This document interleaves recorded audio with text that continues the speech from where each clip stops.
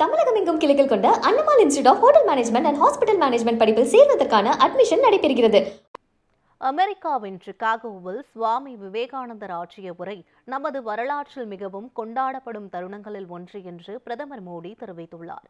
அமெரிக்காவின் சிகாகோ நகரில் 131 ஆண்டுகளுக்கு முன்பு சுவாமி விவேகானந்தர் ஆற்றிய உரையை குறிப்பிட்டு தனது எக்ஸ் தளத்தில் பிரதமர் மோடி பதிவு ஒன்றை வெளியிட்டுள்ளார்.